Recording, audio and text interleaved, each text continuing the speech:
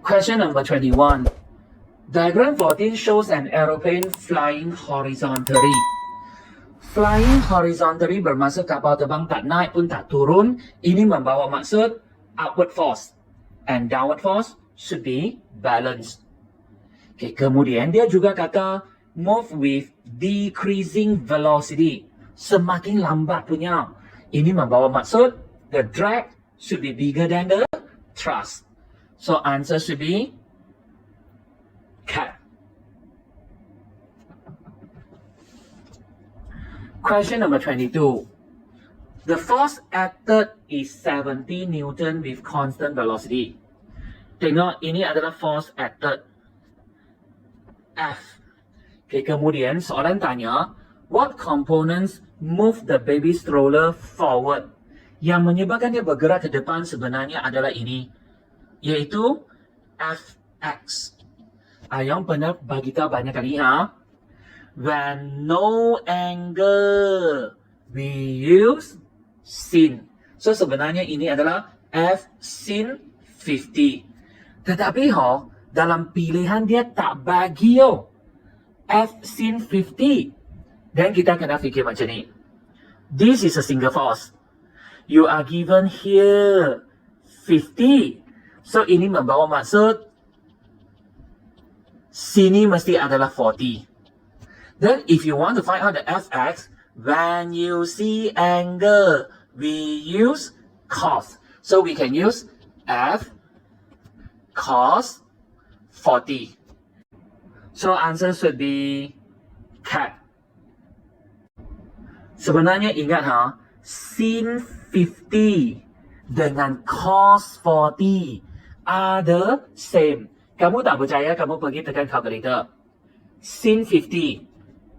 Kamu akan dapat 0.766.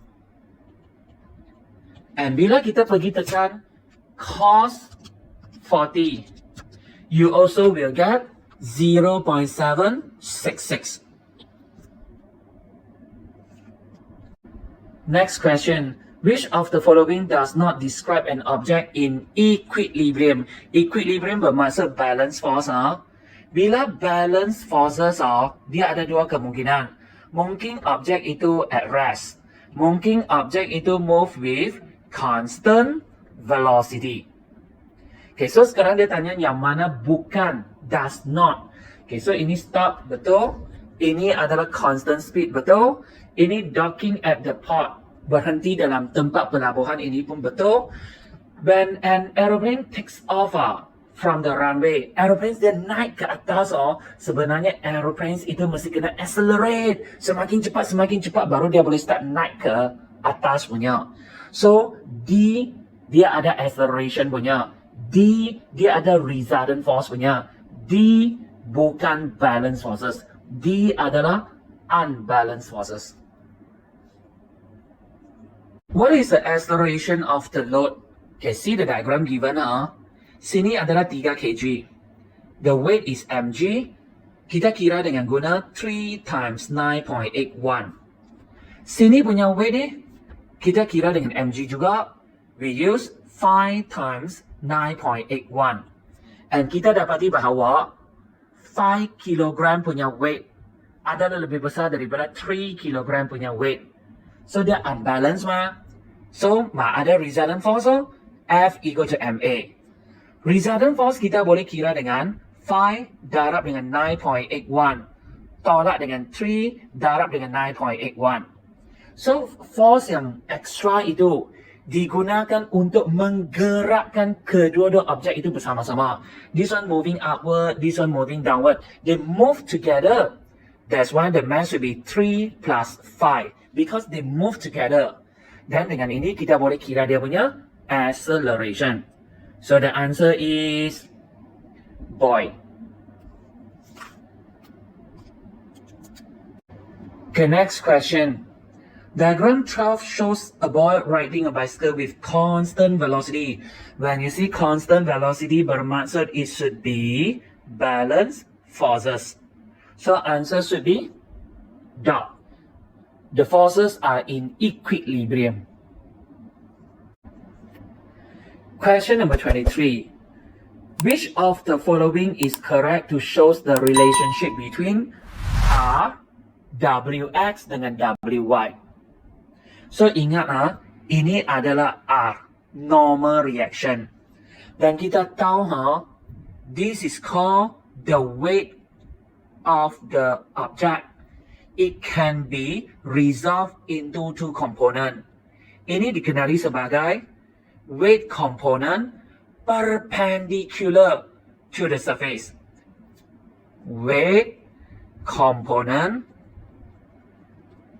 perpendicular to the surface.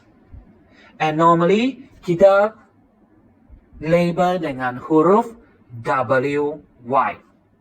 Okay.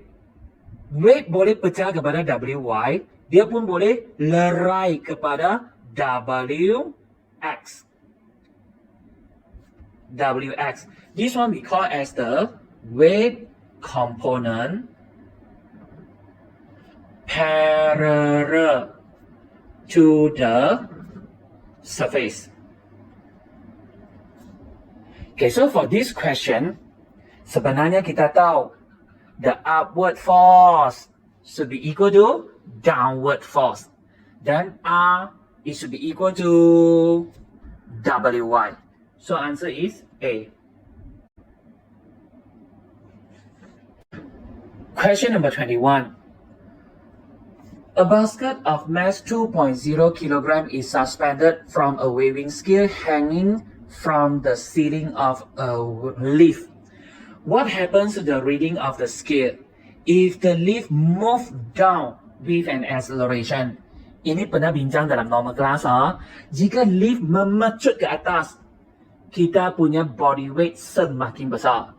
Tetapi jika lift itu memecut ke bawah, kita punya body weight semakin berkurang. So answer is boy. Questions number 22. Diagram 14 shows an object in equilibrium, iaitu balance forces, and the object stay at rest. Jika balance forces triangle yang kita lukis itu, dia punya pointer should be in one way punya. Apa maksudnya? You see, Ayong boleh lukis ini to represent W. Selepas W, Ayong boleh lukis ini to represent apa? T1. And selepas T1, Ayong lukis ini to represent T2. So you see or not, the pointer is in one direction punya. So ini menunjukkan bahawa objek itu dalam keseimbangan. Dan Ayong pernah bagi tahu actually ada dua jawapan punya. That is, kali ini Ayong lukis W. Just now after W Ayong lukis T1. Tetapi kali ini after W, actually I can draw T2. Dan selepas T2 baru lukis T1. Macam ni pun boleh. You see or not? The triangle also in one way punya. Menunjukkan objek itu wujud dalam keadaan seimbang. So for this question, the answer is cat. Questions number 21. What is the magnitude of the force exerted by the pole on the ground? Menekan lantai. So sebenarnya, this is 5 newton of force. Dia boleh pecah kepada dua komponen. Ini adalah vertical component.